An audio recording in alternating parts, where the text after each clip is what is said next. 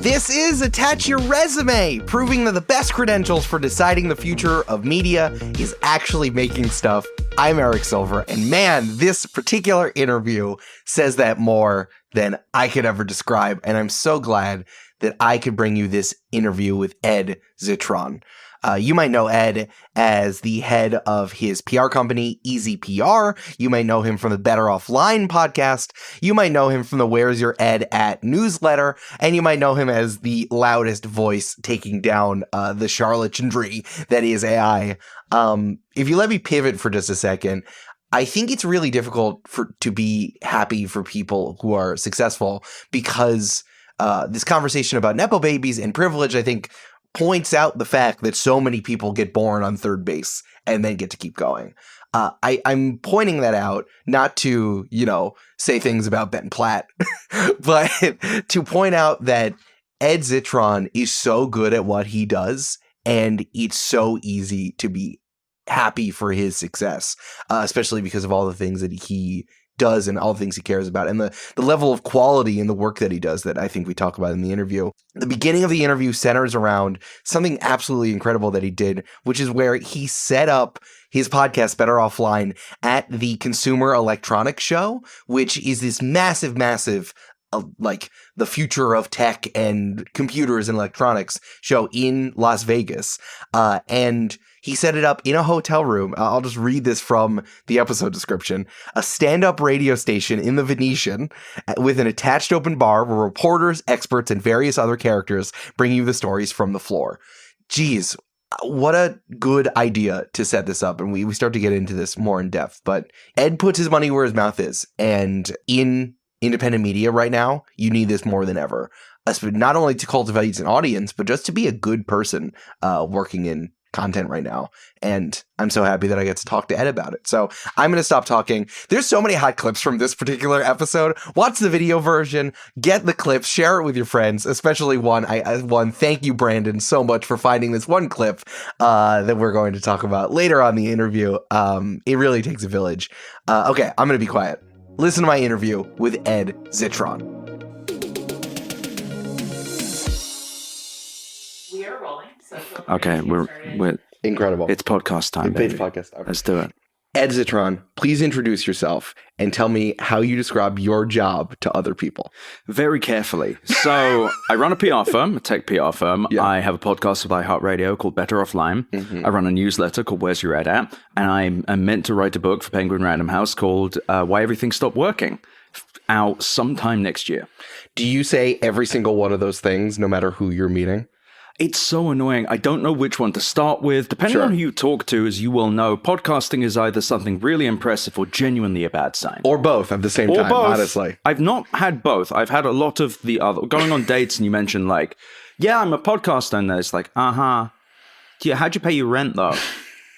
So were you arrested recently? Did something happen to you? How do you feel about ivermectin? Just tell me right now.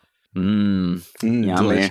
We love the horse shampoo and we love the horse vitamins. That's how we do it. Did you see the Twitter post where someone was like, I'm going to start eating horse electrolytes. They're so much cheaper. Yeah. And people were just like, you are going to die, man. You're going to have a shit ton of salt and you're going to die. And the guy was like, fuck you. No, I love my horse salt. And then like a day later, he's like, okay, yeah, I got to stop. It's like, no, I'm broken now. It's hard because Amanda has grown her hair out and now she uses the horse shampoo. That makes sense though. I guess it's just like, I need all horse products to be banned or we're okay with using horse products. Horses have hair, humans have hair. Okay. That kind of makes sense. Yeah. But like their intestinal systems are vastly different to a human.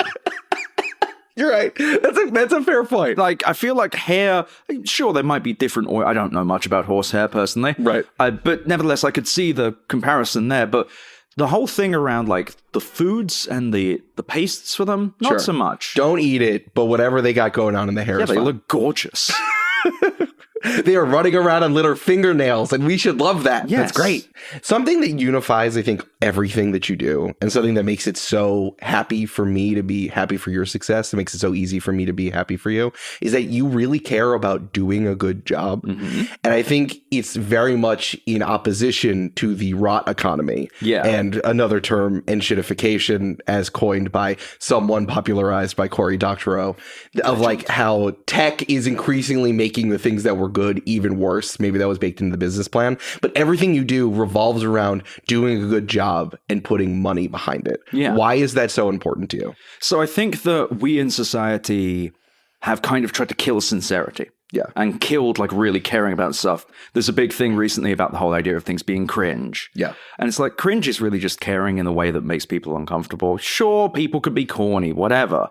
But I think that caring a lot about it and caring the good job isn't just the production. It's about actually knowing what I'm talking about and being fully aware of the subject matter and going very deep on it. My ideas are deeply stress tested. Mm-hmm. And I have a dear friend, Casey Kagawa, who's a privacy lawyer, and we argue constantly about my ideas, which is perfect because I don't want to mislead people. And yeah, these are my opinions, but I want these to be well-informed opinions, and I care about them. I'm pissed off about what's happening in tech. I'm pissed off that there are many tech podcasts that don't seem to take any of the problems seriously and indeed seem to find the fan fiction more interesting than reality. And so I think that a lot of what it comes down to is, yeah, this is what I believe in. This is my life, and I want it to be good. I want it to sound good. I want it to matter. And I want it to matter not because I'm like doing something important in some vague way, but because the subject matter is well researched. I care about it, and I really do know it. Sure.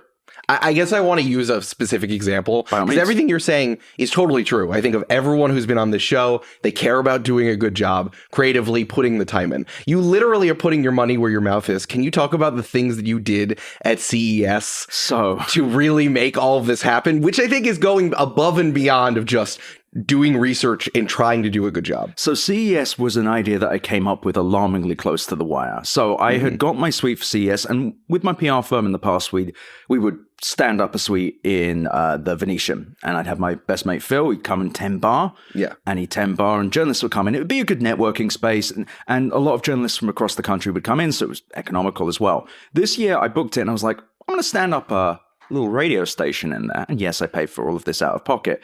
Credit to iHeartRadio and Cool Zone Media and Robert Evans, Sophie Lichterman, and Will Pearson, all for being like, sure, I guess. And iHeartRadio did send a producer.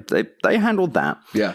But I ended up getting all of this gear. They also got the gear, which is nice. And I got it in there, and we set up a little 4-person pit in one of the suites. Yeah. And then I spent a week driving myself insane, going and finding every journalist and bringing them in. And then cutting 2 90-minute episodes a day, cut it extremely tight. My producer, Matt Osowski, was on the side texting me 15, 10, 5, 1. And so I think we only overran on maybe 1 episode.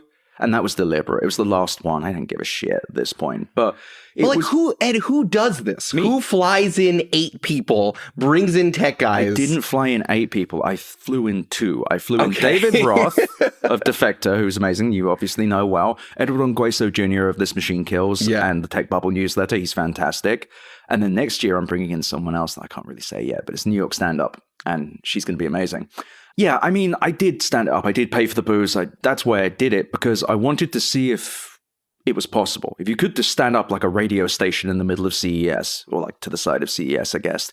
And also, I like doing broadcast. I find broadcast really fun. I wanted to do radio when I was younger, and then saw how much it paid, and then thought, I want to live in a house or like an apartment or not outside. And so I kind of let that die. But coming back to it and doing this with CES, I was like, this has the chance to do something really good. And it ended up being so interesting. I made so many great friends. I had 2 or 3 blocks on this. It was 3 30-minute blocks that were so incisive. Like one of the last ones, we had a guy called Kyle Chenard, I believe his name, from the Las Vegas Sun. Mm-hmm. He came in and he talked about the labor unions around there and how AI was like penetrating some of the blue-collar jobs over there. Yeah. And we had one of the funniest things ever where the guys I did a good job keeping the guys not on dipshit guy stuff. But at one point, Jesse Farrar of Your Kickstarter Sucks was there. and he was talking about horny levels. Right. And I was everyone could kind of see me being like, okay, yeah, very funny, fellas. It's like, I know we have a lot of guys in Vegas together, but let's not do this. And I was really making a big effort, because that's, again, doing a good job. Is you don't turn this into unlistenable, heteronormative dog shit. Sure. But Max Cherney of Reuters, one of the most gifted reporters, semiconductors reporters, just leans forward after being completely silent and goes, on the subject of horniness, Reuters declines to comment. One of the funniest things I've ever heard. And it ended the bit. It was beautiful. But yeah, I put my money and my time and I made it up mostly as I went along. And it ended up being awesome. And yeah, I have been a corporate guy for a long time. It was nice to build something like really creative and fun. Truly. I think that there's just not the outlay of all the things you're doing with the CES, right? Like, no one puts the money invested in it. No one makes people feel comfortable. Yeah. And then no one wants to produce that at the same time. Like, I mean, we're seeing this in so many places. If there's any money in it, it becomes someone's like bro hangout spot where they just kind of do whatever. I just want to be like, how do you know that all of this is important? I feel like people get blinded by the fact that they can do it, that they surround themselves with people who will not tell them they should do a good job. I know this is basic, but this feels so exemplary to me. I don't know. I grew up watching a lot of very good British television, and I really admired people like Jeremy Paxman, great interviewer. And I really love like good radio. Mark and Lard, they were kind of dipshits, but they were a great radio team on BBC Radio. Terry Wogan even. Like, they were just wonderful, great voices, and there was something about hearing someone who gave a shit, but gave a shit about it sounding good and flowing well. And there's a real art to it. And yeah, I love doing it. I truly do. And I guess I have a good instinct for it. That's a real wanky answer, but I know what feels right. I know what's going to feel good. The whole show, we had, I think, 2 seconds of dead air. It was insane. 13 and a half hours. Even the last episode when it was just me, Phil, and Edward Ngueso Jr., and we were tired. I could have done 3 more hours. They were tired. And I don't know. I don't want to put something out that doesn't feel right. It isn't perfect. There are episodes which are a bit scratchy on the audio. There are episodes where I meander a little bit. But I've got better at meandering. And not through any listener feedback. This is not to say I love my listeners. It's actually something we talked about. Yes. I also adore my listeners, even when they're mad. For the most part, they were extremely rude at the beginning, but they cared about me doing a good job, so I did one for them. And Exactly. And a big thing that comes through is, I don't know, I like doing broadcast. I like not saying and and like, I'm doing my best to avoid it right now. And being good at it feels good. It feels like something I was meant to do. There's something about podcasting that like just doesn't marry those two sides, the wanting to produce well and having money and allocating those funds. I think in podcasting specifically, because either it's coming from a tech perspective where everything is about 10x return, squeezing as much as possible out of things. And on the other hand, there's something very like public radio and therefore nonprofit brain, not profit coded about everything. And it's like, I don't understand anything about money. I've never added any numbers together. I've never used cash. Right. And then there's such a separation between the two and you can't figure it out. Yeah. And iHeartRadio is extremely supportive. They pay for Matt Osowski to come out. Yeah. They pay for the gear. I bought the suite and everything, but like I could have also done it in another hotel, but I didn't want to. And again, I'm privileged to have the money coming from my PR firm and being able to sink that into it. And as a result of CES, we kind of trialed it. iHeartRadio will give me a studio in town in New York. Yeah. So I'm cutting, I did a couple of days ago, one with Edward Ngueso Jr. of Tech Bubble, CNN, Nightcaps, Alison Morrow, and Paris Martineau of The Information. And it's like doing talk radio. Talk radio is one of the most sticky formats in history.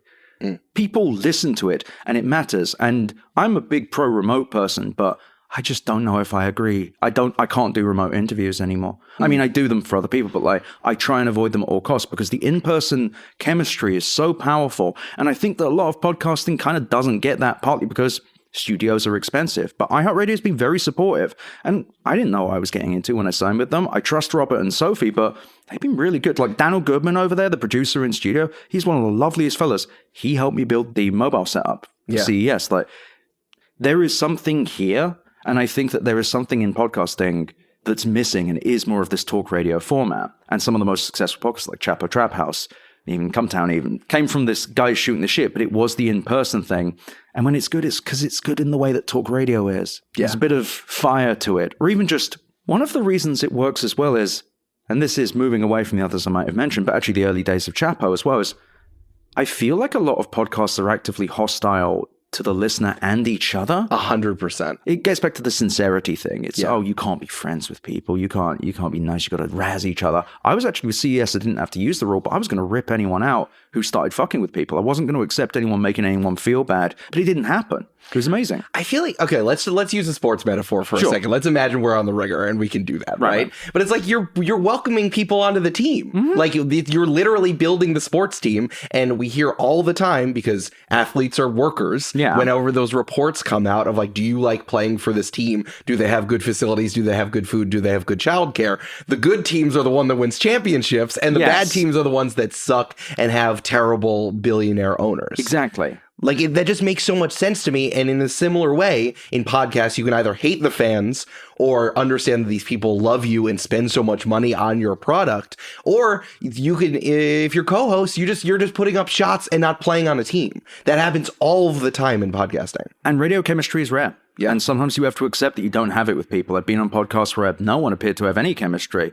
And it sucked for everyone involved. Even in person, you'll get it sometimes where people don't seem to even like each other. And they're doing it because they think they have to, or they want to do a podcast, which is the worst reason to do a podcast, by the way. Yes. Because you want to is a terrible thing. Because someone peer pressured you into doing it, yeah. And to your point about like welcoming them onto the team, with CES, the big thing, we had a bar. Everyone got a drink. Everyone got served a drink. And we had nice, comfy chairs. Mm-hmm. Everything felt good. It was kind of like this, and that you had to wear a headset if you wanted to. You didn't have to, but the microphone was there. You didn't have to adjust it. You could just talk.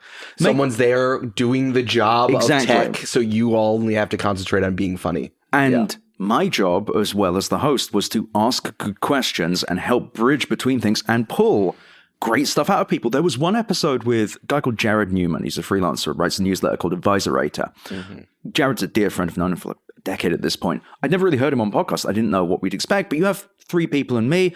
You can usually muddle along. No one was bad at all. And Jared was so goddamn funny. He was just naturally charming and funny. And he hadn't been given this format. I'm sure he's been on other podcasts and great, but maybe I just hadn't heard them. This sounds like an insult. It really isn't. He was so funny. And him and Ed Niedermeyer as well, who was phenomenal. Great Tesla critic as well. All of these guys were great, and I helped them be great. I'm not taking any credit, but I know the questions to ask and to keep it tight. You keep it to a tight format, so there's no dead air. No one's getting tired. There's a little break between the 30 minutes. Yeah. And it turns into this very lively, exciting thing where everyone sounds good, feels good. Everyone feels wanted and accepted there. That's what it is. Yeah. Everyone feels like they should be there, instead of like, if you're a podcast guest, you get quote unquote welcomed on. They're using Discord. They it doesn't grok with your microphones. They don't ask you questions. You're unprepared. And then you're like, and then they don't like do a good job in the episode description. You feel like an idiot. And it's tough. Yeah. It is tough doing this. I hate remote interviews so much. I don't know what it is. I haven't done one in a long time.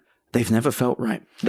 I mean, the fact that video conferencing has never gotten better than like crappy, even in the best ways, you need to be trading one thing or another. Obviously, Zoom is the most user-friendly, but it's not really that good. Riverside does really good audio quality, but you need to make sure everyone's computer and internet is good. Even if it does, you got the fucking Brady Bunch situation happening. Exactly. You need to take a video editor needs to go in there and make it look good. Oh, God, and that's if you even do video. I don't mean here, but like there are lots of podcasts that are forcing video that really should not. Ed, please let me come on your show and talk about how Spotify We're going to do a Spotify episode. Spotify is single white femaling YouTube, and they're all trying to convince people. You're also going to have to like explain that term specifically for the audience, because one thing Robert Evans taught me is explain everything.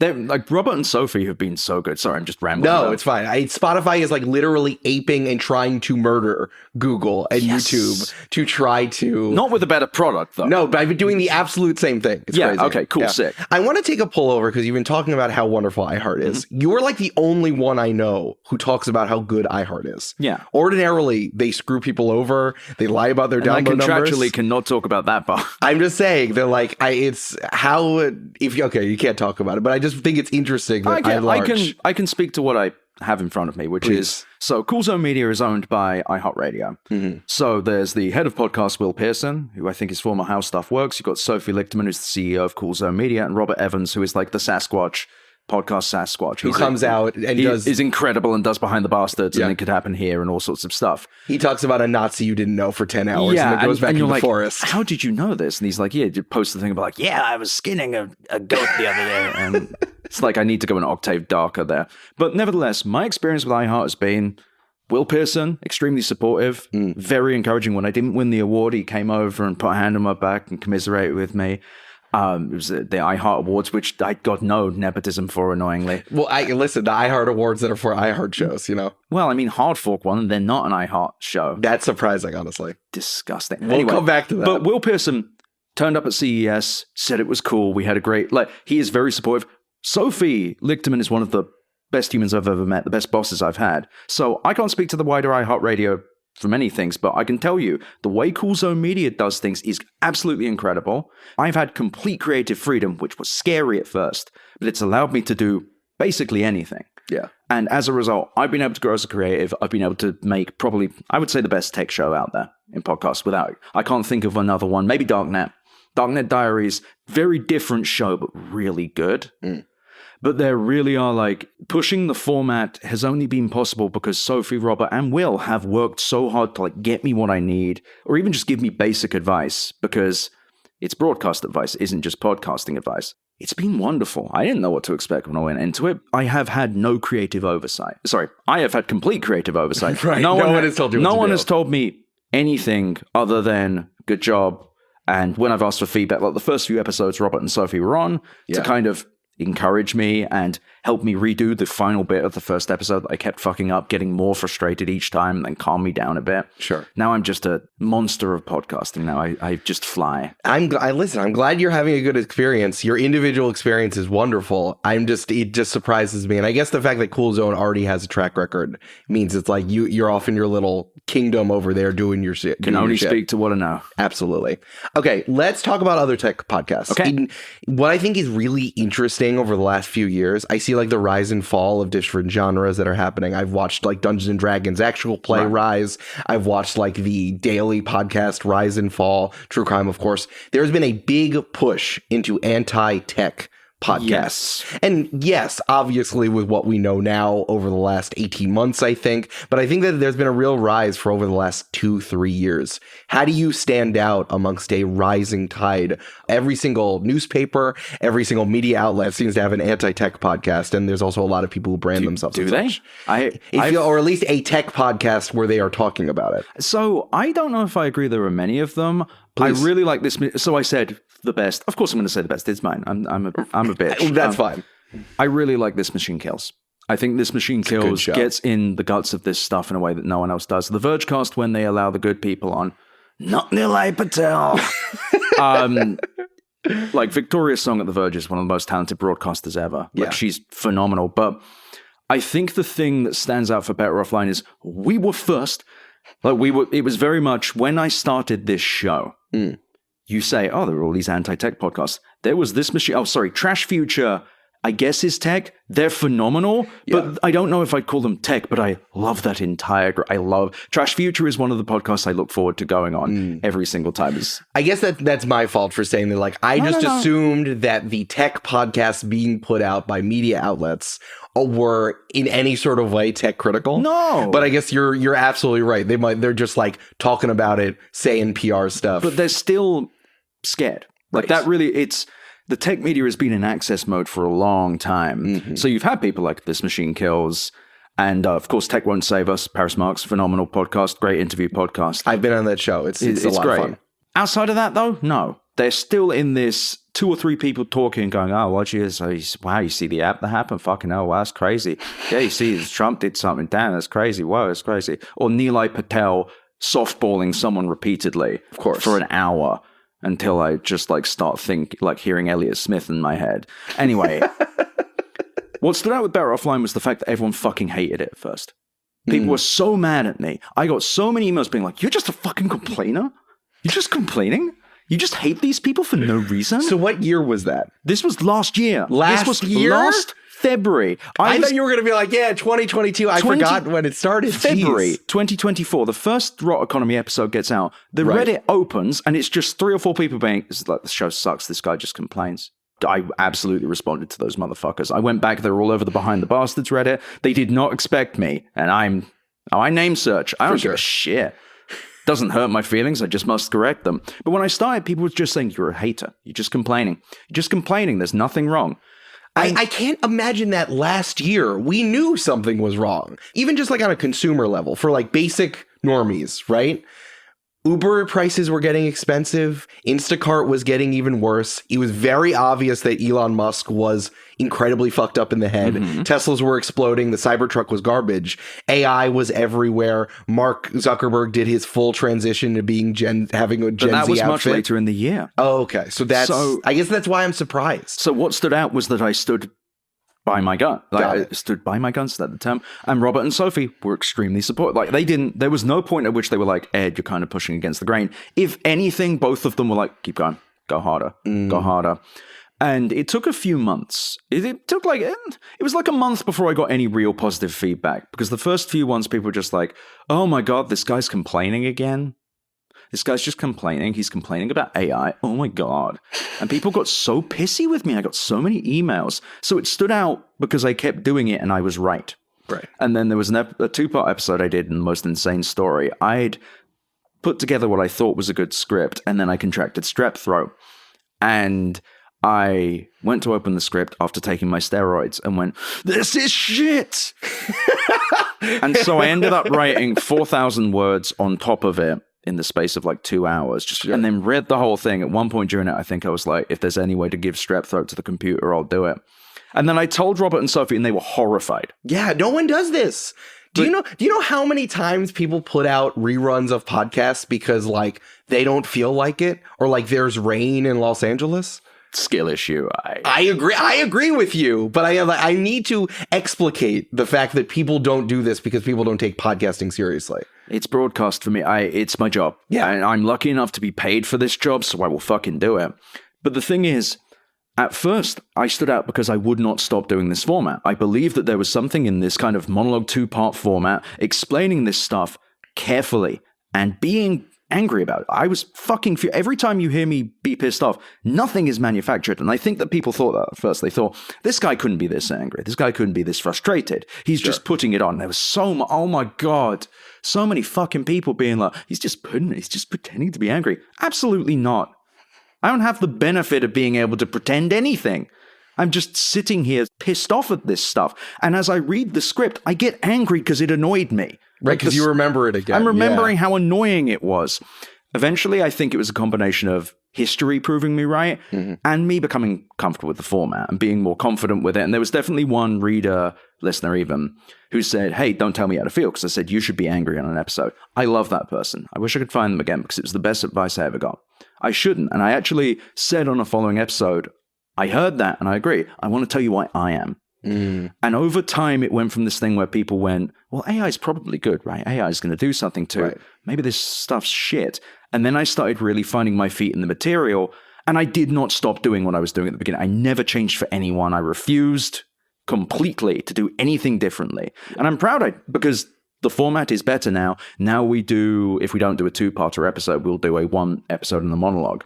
The monologues are this new thing. It's like a 8-minute, 10-minute long thing, which for me is nothing. And so when you mean the format, do you mean your anger or the way you're doing it, or literally the way that you're talking to them? All of the above. So the format referring to, so for people that have not listened to the show, it's either interviews or it's me speaking for upwards of an hour and a half sometimes, usually in 2-parters. I will do these very long spoken narratives, and I did take the entire idea is fucking stupid. Just me, just like, I'm just going to talk for half an hour. Who gives a shit? But it's good, and people liked it and like it now. And I think that no one else is doing that because it is kind of insane now I say it out loud. Now I actually describe this, it is completely I write if I'm not doing interviews are so much easier. If I'm doing a script is 3,000, 4,000 words, and I'll do 2-parters, so I'll do 7,000 words. My editor, Matt Hughes, cleans it up for me, and he's my written editor. He works on the newsletter with me. And now I say it out loud. The reason it stands out is nobody is even trying to do this because it is kind of an insane format. Yeah. Which is honestly based on other things that Cool Zone Media. It's a lot like Behind the Bastards, though there's a guest, or 16th Minute with Jamie Loftus, or Cool People Who Did Cool Stuff with Margaret, and it works. It's how I piloted the show. The first pilot episode was Elon Musk is dangerous to society. If only they had listened. That was on It Could Happen Here. That's a good episode. But yeah, it's a very peculiar format, but it works. I don't understand. And maybe you can tell me from your experience as a podcaster, as a writer, but also as a PR professional, what is the benefit of being someone who just stands there and says the same thing as everyone else? I feel like this is something that there's such a flattening of not even groupthink, but everyone being so placid or just being the same thing over and over again. You watch Instagram reels and they have the same exact format, right? Regardless, it could be sports, it could be food, it could be fashion. It's exactly the same format and everyone's just doing the same thing. And most of the time, licking a boot. Right. What compels people to do the same thing? I thought the whole point was making stuff was so you stood out and did something different, because how are people going to find you if you're exactly the same as everyone else? So there is a problem that affects critics as well as hypesters, which is there are people that want to make stuff and there are people who want to be famous. And you can kind of pretend that you want to build something, but you really just want to be a pundit. You want to be famous. And you'll see it a lot more with the pro-AI people, the pro-tech people. It's also, if you have to start thinking, hey, maybe this AI bubble's bullshit, you have to accept that you've been lied to or misled by tens, hundreds of guests that you yourself have potentially, because they could turn at any time and go, yeah, I think I'm wrong. But they would have to accept that they were wrong. And guess what? You can just do that anytime. I've done it. I was wrong on a Google thing. I referred to code yellow as something it wasn't. I corrected myself on air. Nobody cares. In fact, the listeners love it. They love it when people go, hi, as a human being, I was wrong and I changed. However, as far as the status quo goes, it's difficult for others, I think, to not align with everyone else. It's difficult to be the bold person who says, I think everyone's kind of wrong on this one. It also requires a great deal more work than just saying, yes, sir, I love the slop. Anthropic CEO Dario Amodei, please come tell me how big the computer will be in 2020. How smart will it be, Dario? Wow. Because there are listeners who want to be told, yeah, the consensus is correct. Copy and paste the PR blast, and then you just say it, and then people are like, good, I'm glad everything's working. What's worse than that is you can do a lot of deep work about that. You can read positively around something. You can find plenty of people who will agree with you on the positive story. AI is the biggest thing ever. The computer will be so smart in 2 years. Okay, now it's 3 years. Okay, now it's 4 years. I don't know when it will be, but it'll definitely happen. How? I don't know. Bill Gates said it. He's not like all the other guys. Bill Gates, obviously, he's a good guy, for sure. And that's the thing.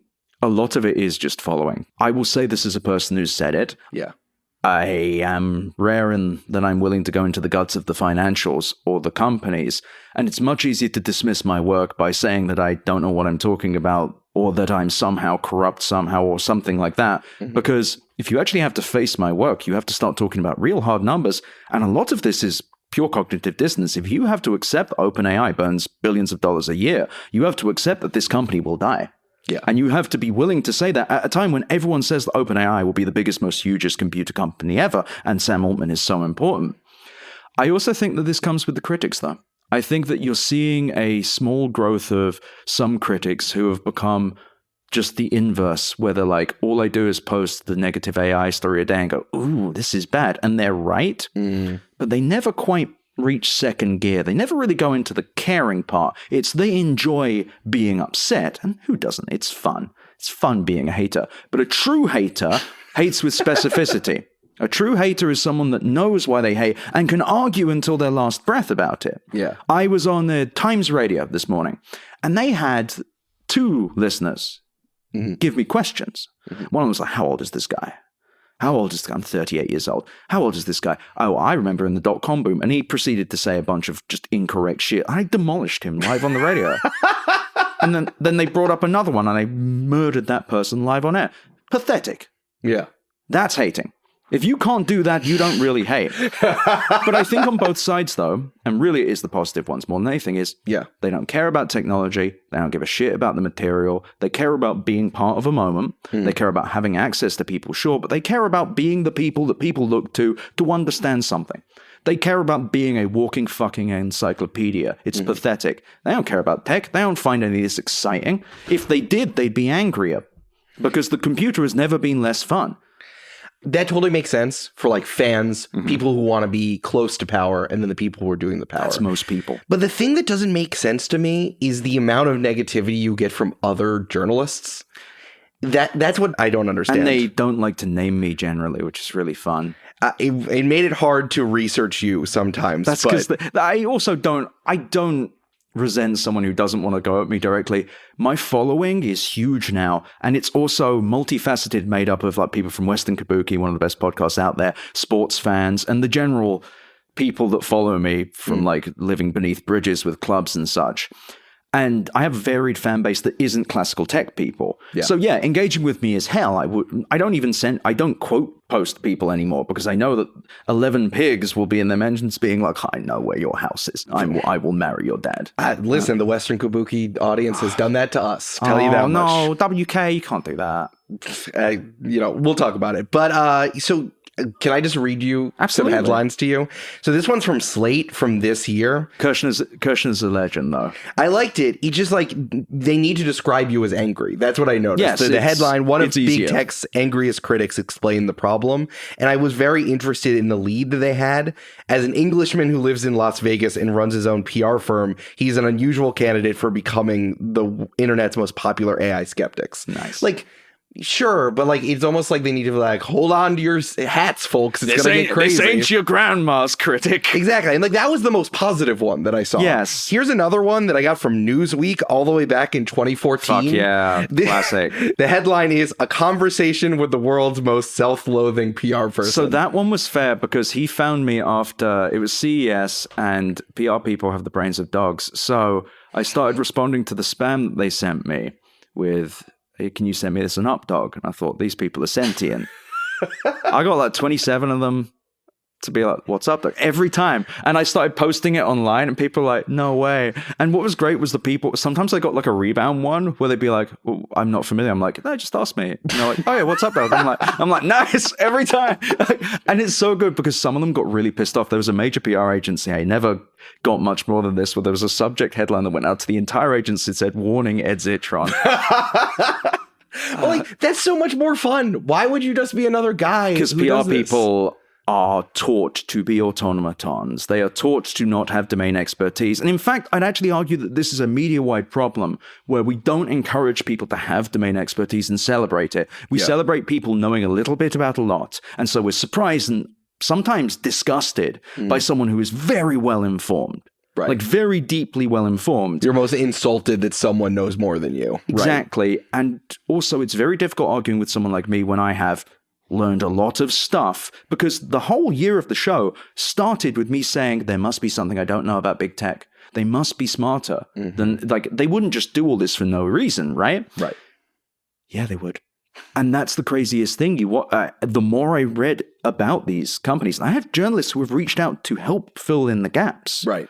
Like really well, from major broadsheets being like, no, what you don't know about Meta is this. And it's never better. It's never like I learned something. I'm like, oh, actually, you got to give it to Mark Zuckerberg. It will be like Mark Zuckerberg asked us to increase growth 12% year over year in perpetuity. And there was one of my favorite Meta stories by far, it's from Jeff Horwitz's Broken Code, is when Meta for a while didn't realize engagement was going down because they were looking at another number, which was going up. It's so fucking cool that these people have this much money and power. And like, there's just a Wikipedia page about the pivot to video. I say this all this time, is like the information is at your fingertips. It's right there. Can I share with you a clip that I was really surprised about? I already told this to you, but I want to share it with the audience. Please. Okay. It's the amount of tech journalist on tech journalist violence that I don't understand why people get so riled up about you when you are tearing down the fucking oligarchs in our life. Yeah. So this is from a clip from Panic World, which is hosted by Ryan Broderick, great journalist, and he had on Casey Newton. Casey Newton is the host of Hard Fork, the tech podcast at the New York Times. Yes. Okay, I'm going to play this clip. I want the listeners to hear it. I want you to hear it, and we're going to talk about it. The first voice you're going to hear is Ryan, and then Casey is going to respond. Your close friend and colleague, Ed Zitron, wrote in his newsletter, the AI bubble was inflated based on the idea that we need bigger models that both are trained and run on bigger and even larger GPUs. A company came along that has undermined the narrative, ways both substantial and questionable. And I do think that is kind of a piece here that like It's not. You don't think that kind of flies in the face of Sam Altman saying that we need billions of dollars for years? No, not at all. And I think that's why it's so important when you're reading about AI to read people who actually interview people who work at these companies and understand how the technology works. Because the entire industry has been on this curve where they are trying to find micro innovations that reduce the cost of training the models and to reduce the cost of what they call inference, which is when you actually enter a query into ChatGPT. And if you plotted the curve of how the cost has been falling over time, DeepSeek is on that curve, right? What? So everything that DeepSeek did, it was expected by the AI labs that someone would be able to do. Then why didn't they do novelty it? was just that a Chinese company did it. No. So to say that it like upends expectations of how AI would be built is just purely false and is the opinion of somebody who does not know what he's talking about. It's you. That's me. That's you. Ryan's awkward laugh. I do love how like there is no civil way to talk about AI anymore. I do love like how I thought what I said was very simple. I mean, there's things that are true and there's things that are false. I've called him a coward. You want to believe. I've been very uncivil to Casey. I just want to be very clear. That is very funny, and you can also that when you talk like this, that means you're not mad. Please don't put in the paper that I'm mad. I'm definitely not mad. Oh, I could drink. I want to bolt that up and drink it. I want to shower in it. Yeah. So it seems like Ryan knew what he was doing from that awkward laugh that he did, but I wonder if the statement he's saying is true. Is there just something about talking about AI that shorts people's brains out? I think that AI has become the moment when you see who cares and who doesn't, who's here for access and who isn't. Casey Newton texts with these executives. Of course he talks to them. He's friends with them. He always has been. He used to have dinners with Andreessen Horowitz and their PR person at her house. Maybe he should be a little more fucking careful talking about people who don't know stuff, because I know a great deal. And what pisses me off about him specifically is that he can't even talk about me. He can't even say my name because he's scared, and he should be. And Casey also said something, and I think you're right. I think that, and Ryan, I hate to say Ryan Broderick's right here, but there isn't really, because the way that people go about this is like how Casey did. Right. Casey didn't actually address anything I said. He just said, no. Actually, they were planning to do DeepSeek. Why didn't they do it? It's only novel because China, and that's why the markets like crashed around it. That's why Nvidia's never really recovered, because it was China. The thing is, it's not civil because the most popular people talking about it talk about it like this, in this defensive way. Why is he being defensive of a for-profit entity? Right. That's what I'm not understanding. That's the thing. It's not even like he's saying, no, look, and there are people like Simon Wilson and Max Wolf, LLM heads, and they're great. And they argue with me. But they argue from a position of knowing what they're talking about. And they don't take it personally if I don't like these companies. There's something about AI that is so fantastical, and how the things that are happening today are so distant from what these companies are promising, that you've got journalists like Casey Newton and Kevin Roose who are having full conniptions. As it gets more obvious this is a bubble, they get more crazy. Kevin Roose had this whole thing about AGI he wrote in the newspaper, deeply embarrassing fella. But the reason there's no civility is you are having to pick a side. I'm not picking a side. If I had looked into AI in March of 2024 and gone, shit, this might actually be the next big thing, I'd have written that. I'd have said it. I promise you. If they somehow make this profitable, I'll eat crow. I'm serious. I don't mind being wrong. My opinion's not made up because I want something to happen. Right. I have made a very informed, and I do with everything I do in my show, it's deeply researched. If I'm wrong, if Casey had something, I would be deeply embarrassed, but I would accept it and take it into consideration because I'm not a fucking moron, and I care about being right.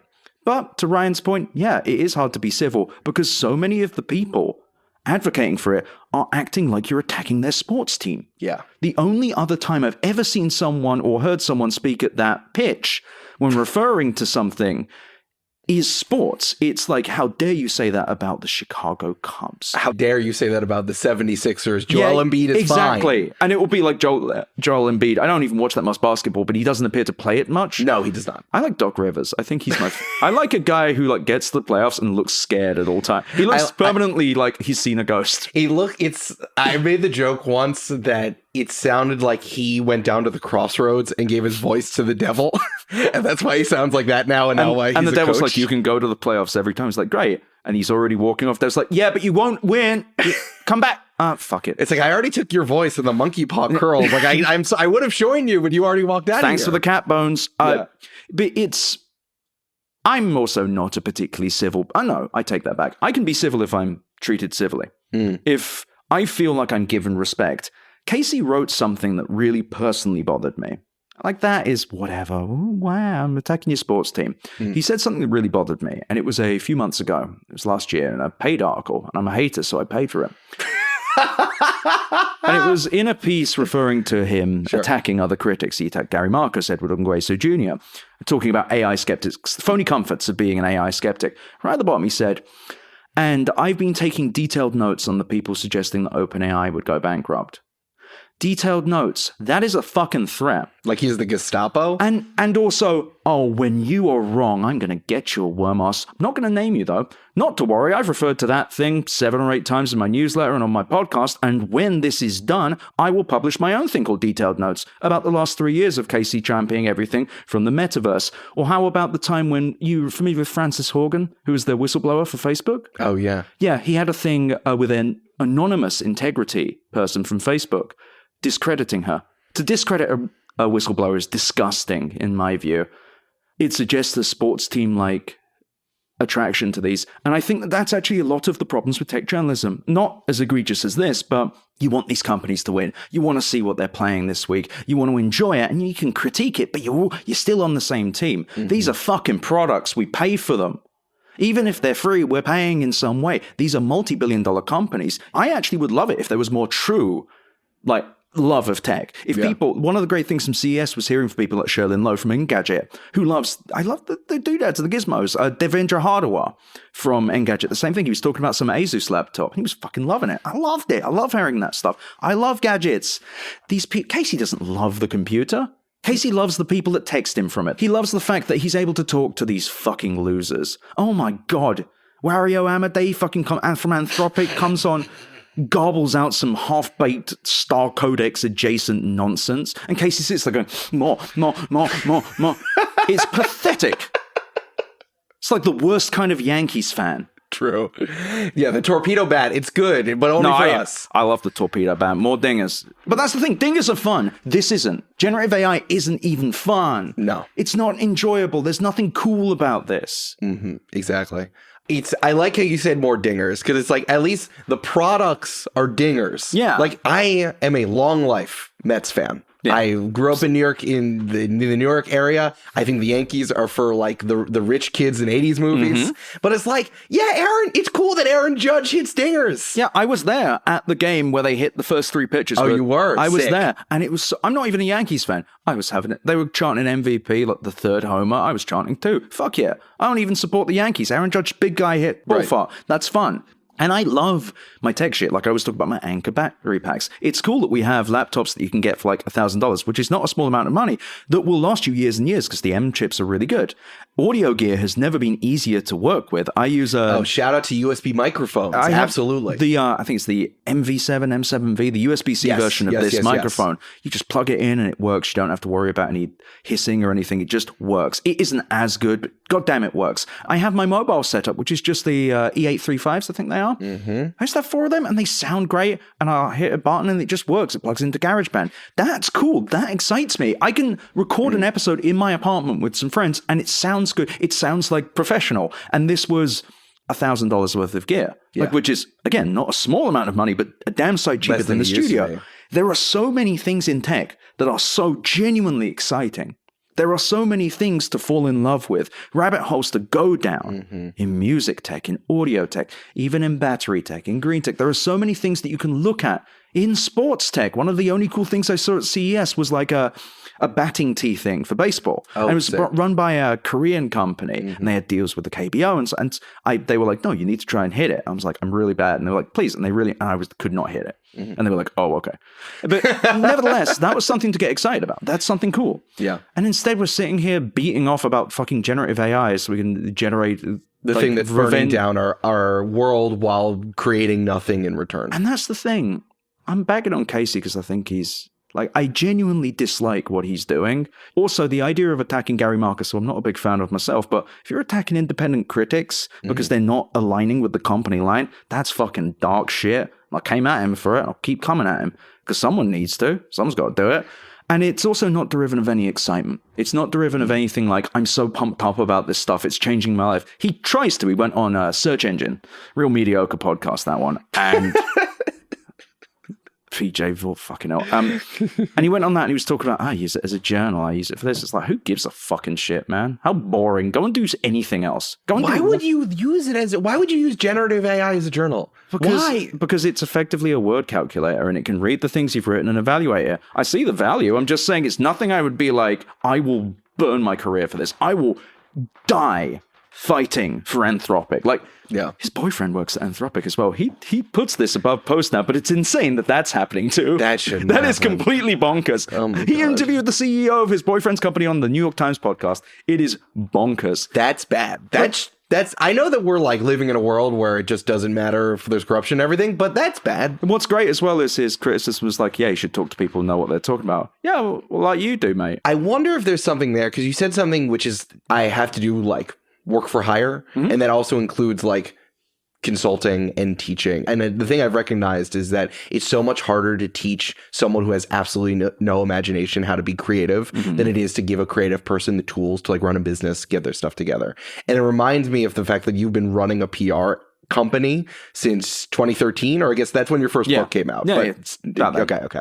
So I wonder how you see yourself as a PR person, how you see your own work. Because I know that there's a lot of talk right now, and I think there was an article about that came out of how much creators are upset that they have to do their own marketing, and it's how it's making them do something that they don't want to do. I'm going to say something that people might not like. I will say the marketing side of podcasting and any creative effort is exhausting. The posts are fucking exhausting. Every time I do my newsletter, I'll do like 10 to 15 quotes with like a pithy headline for it so that people can see bits of it. I hate doing it. I would pay someone an ungodly sum to do it for me, but no one can. I've tried. I hate that. That being said, when people talk to me about like the media side, so I do a shit ton of media quotes, do interviews like these all the time. And the reason that I do them is I'm a good quote. I show up on time. My microphone works. I know what I'm talking about. I have my talking points. I don't even need them written down anymore, but there's a lot of stuff where it's like, if I'm going on to talk about AI, okay, I'm probably going to go this. And I have well-informed, well-considered opinions. Yeah. The marketing side is it's media relations, which I sell for my clients. And yeah, I am an expert in a subject because I became an expert in the subject for the work. Like, it dovetails in with the work well. The thing that I'll talk to creators and podcasters about is like, so what you can talk about? And they're like, well, I want to just do interviews. I'm like, that's cool. That's cool. What do you want to do them about though? What can you talk about? Yeah, stuff, tech. Yeah. Why? Do you care? Because one of the reasons I get to come back is I'm well-spoken, I'm punctual, I know what I'm talking about, I give really good quotes, but fundamentally, I know the subject matter, and I'm ready to talk about it. When DeepSeek happened, I was on a plane arguing with Casey, as I do, and thus I got off that plane, had the post about what DeepSeek was, and thus when people called me, they were like, what is this shit? I was able to explain it. The thing with podcasters is, and the marketing side to grow at, is it's difficult if you can't talk about something. Arif Hassan, who I do the 60-minute drill with. Arif is great. He's one of the most eloquent sports journalists. He should be on TV. He will be on ESPN before the decade is done. I'm confident of it. Hey, if Pat McAfee and Stephen A. Smith will give any amount of space by the end of the decade. He really is that good. But one of the reasons he's good is he's very good at explaining extremely deep concepts. Like on the podcast, I'll be like, what's cover 2? So what's cover 3? No, I didn't do that to him, but that sounds really funny. But he's able to get in and do a quote. Yeah. Guess what? In sports journalism, it makes sense. You have an informed opinion, you get quoted on it. So many people in podcasting are like, oh, I want to grow it bigger and I want to do marketing. Why? What are you going to talk about? I just want to go on podcasts. Yeah, but what are you going to talk about? I don't know. Let me stop you. Is that all PR is? Like, again, I feel like you were actually working in PR. You see almost the Matrix in a way that feels so opaque to so many people. Like, is that all that people aren't understanding and they're afraid of it or don't want to do it? Or they hoped that like someone, Joe Rogan, would just like come down and touch them on the head and they're done? It's that. Okay. It's also that. But a large part of it is, so there are many different parts of PR. The thing that I do is media relations, which is getting on things like podcasts or interviews, or like a website or a newspaper or what have you. The matrix is that people will choose the easiest person. Right. And if you can be easy and really good, they'll definitely pick you a lot. Because guess what? If they don't have to think, is this person going to show up? Is this person going to give me something useful? Is this person going to have Reddit? because there are so many people you will call as a source, and they will be like, yeah, I think it's this. And you're like, fucking bro, I'm so glad to have you on. Or like, and most people, even podcasters, which is the bizarre thing, they're terrible radio. They're terrible quotes. Sure. People are not ready to be useful, but that really is it. It's about being useful more than anything. Sure, there are profile stories, but the majority of my quotes are, I wrote something that someone quoted and went, wow, this is a well-researched thing, I'll quote it. Or I went on and explained something to them in detail in an entertaining way. If that's what you can do as a podcaster, awesome, you can get that. It also requires scale, and it requires effort and time. And the other thing that people don't realize with every creative effort is you have to keep doing it until it works. Right. You have to refine it. And one of my mentors, Matt Weinberger, he said it's not about hitting home runs, it's about hitting singles. So go and do an interview with whatever. I did a shit ton of podcasts that had like 100 listeners. You get practice in. Yeah. Be useful, be good, sound good, know what good sounds like. Because so many, I've known so many people like, I want to go and do an interview. And I hear them on an interview. I'm like, why would anyone interview you? You're terribly boring. Right.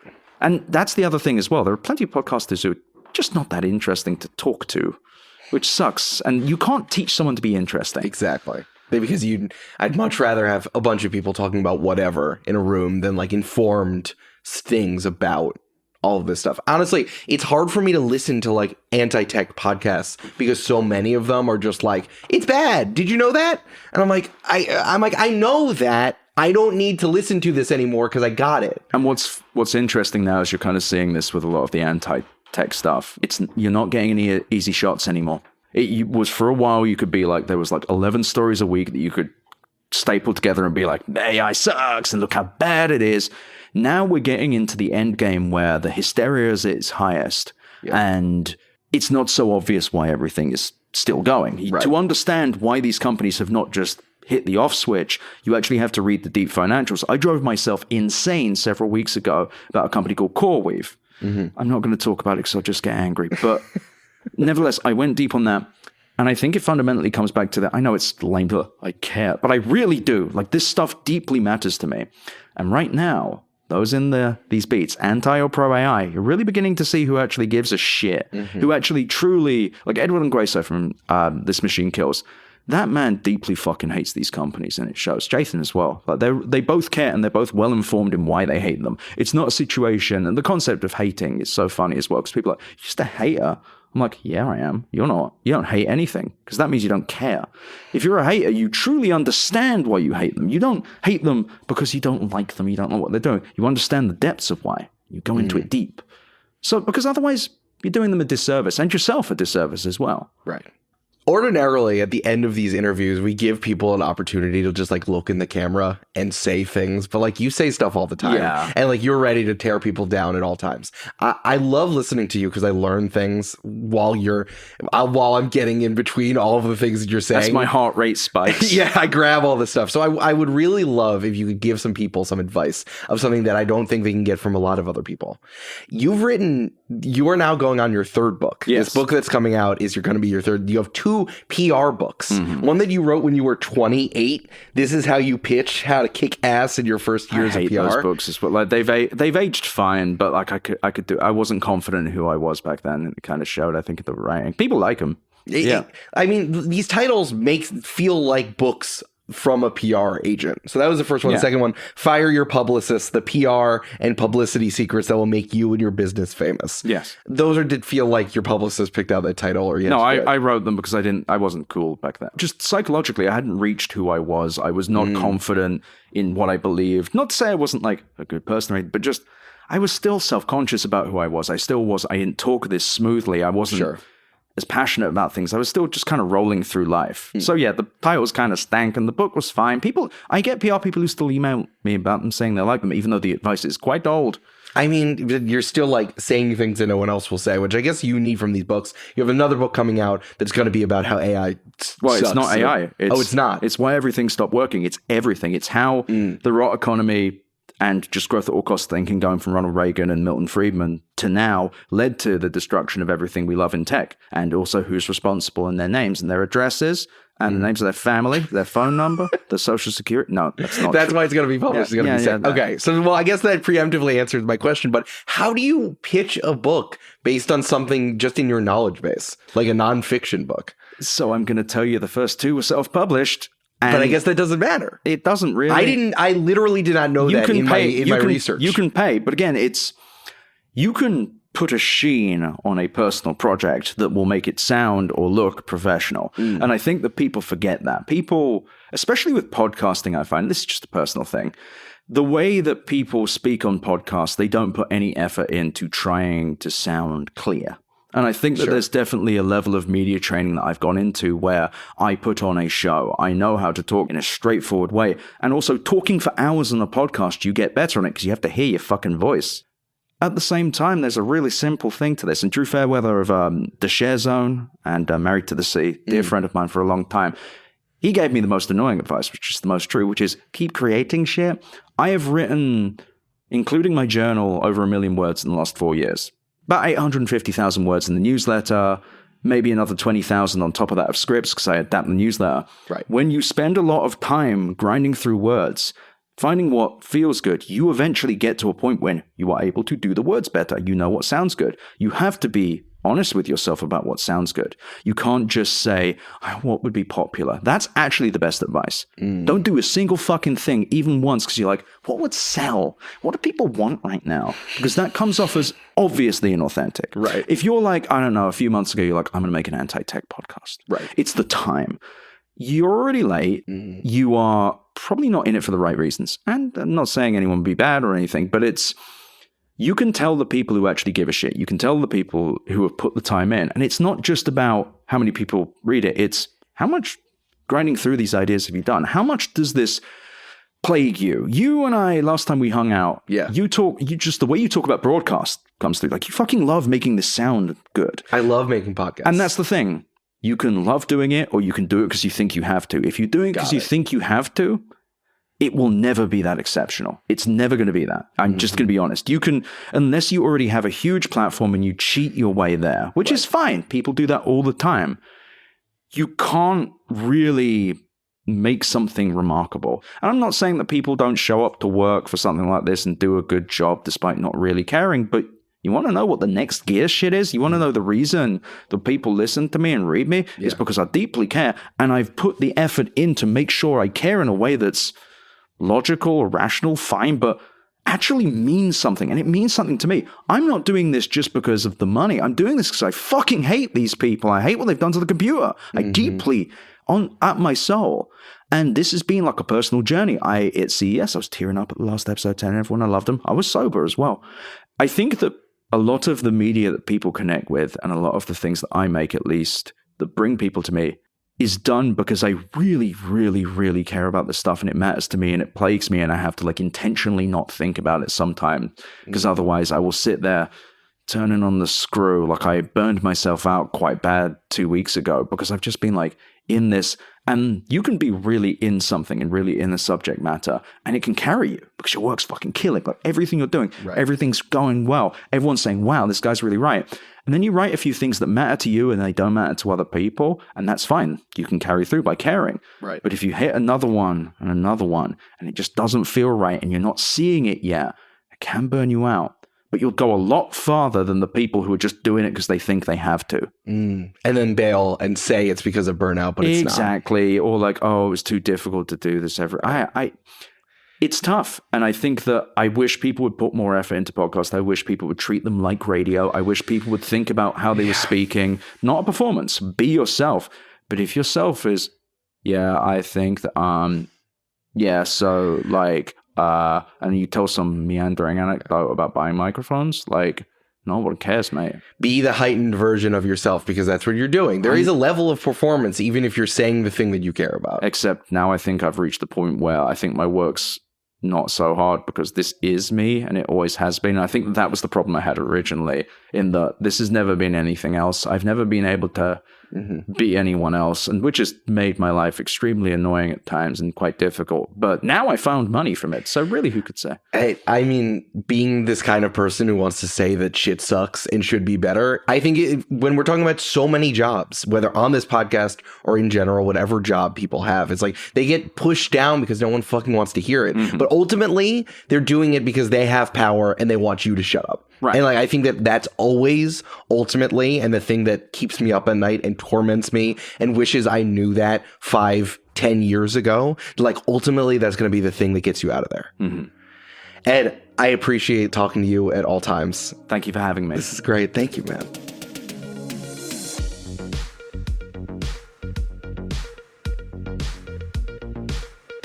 Attach Your Resume is created and hosted by Eric Silver and Amanda McLaughlin. It's produced by Brandon Grugel, edited by Misha Stanton, and our cover art is by Shay McMullen. We are a production of the Multitude Podcast Collective and Studio. If you like the show and want to learn more about how Multitude helps creators make a living, follow us on social at Multitude Shows or visit multitudeshows.com.